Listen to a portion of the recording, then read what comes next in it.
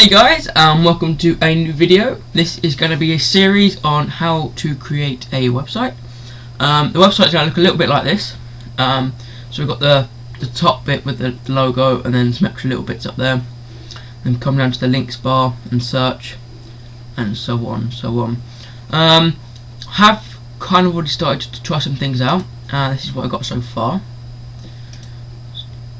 That is what it looks like so far. Okay, so basically what we want to do is we want to create a new HTML document in Dreamweaver, like so. And what we're going to do is we're going to go straight into the code section.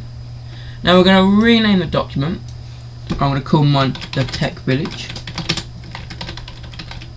like so. The body, we want to change the background so it looks like this grey colour we got here. Now I have already done my bits and bobs. So I've got the background here. Now we've also got footer and header. These are different types of web forms that we can use, or web layouts that we can use later on. So if we want to have a page with a header on the top saying sign the form up here, or something that maybe looks a little bit like this, like website header prep. Also I recommend you do one of these guys just to help you base around your website or the different parts of the website. So for my header, which will be this section right here, I've stated that I want a logo of my company or brand or whatever it is, so mine would be the Tech Village. I also want the social network icons, so Facebook and Twitter that we were signed up for. I also want the Tech Village slogan, so that would be helpful tips for beginners, so I want that on there as well. So mainly the key things you want on your header. So maybe you definitely want the logo, maybe a slogan, few social network icons. How big you want the header as well, that is something different you want. So how big you actually want the header to be. So for example 920 pixels by 130 pixels, which is actually this size right here. So that's that. And the colours that you want on the background, on the header, so the background, the four colours, so that the font colour, and also the font you want to use. So I'm using a special font which goes throughout the Tech Village. So yeah, so if you're going to use a font, try stick with it through the whole of your website. So if you've already used a couple of fonts in, say, maybe an intro for a video, then you probably want to stick with that and try and base your whole website around their main colours that you use for your company or brand, and just so it keeps simple. Also, when you're using colours for websites, you don't want to overpower it too much. So maybe if you look at YouTube, that's why they've only got a white background and not multicoloured background, so it doesn't put the viewer's attention off, and just to keep it simple for the web designer. So basically what we're going to do is we're going to go into our new HTML document, and we're going to go to the code, and in body you're going to want to press space, and here we have this long line of different codes. So what we want to do is we want to double click background and then press enter for browse, and we're going to select the background. I may put this up for download so you can download it, and there we go, we got our background. It looks exactly like this one. Also, this website is going to be based around tables, just to help you guys out a bit more. So we're going to want one row and about 5 columns. Table width 100%, not pixels, 100%, so it goes across the whole width of the website, because remember this is the header. The border thickness is to be 0, the cell padding is to be 0, and the cell spacing is to be 0. This is because it's a header.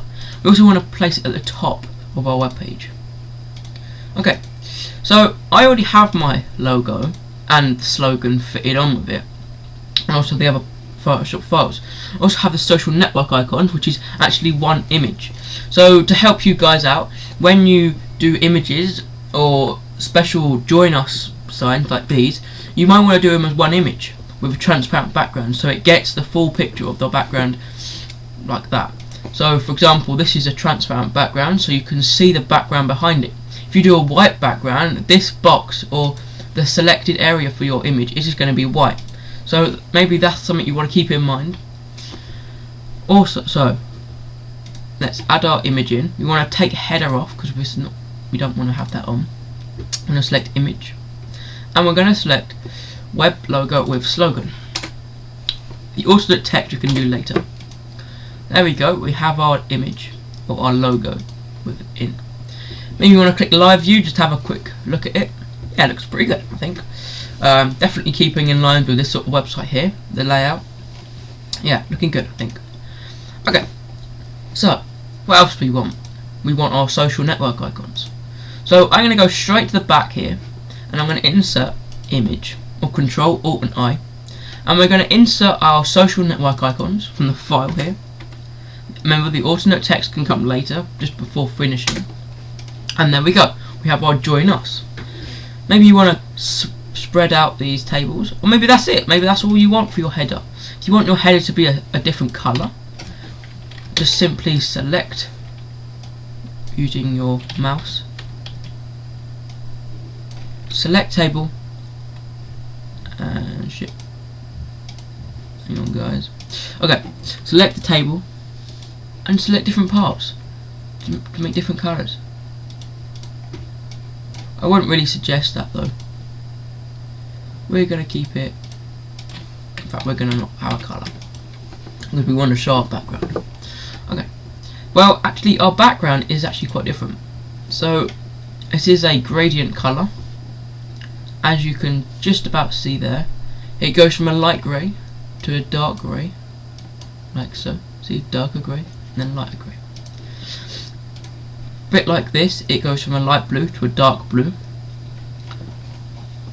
Anyway, so we have our main header area for now. Maybe you want to add in a quick footer. So we insert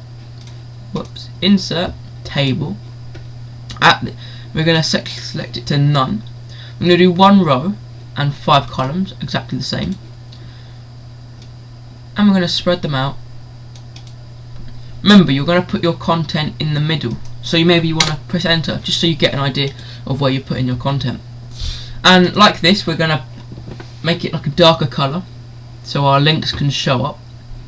And what we're actually going to do is we're going to select the darker colour from our logo, from our background, sorry.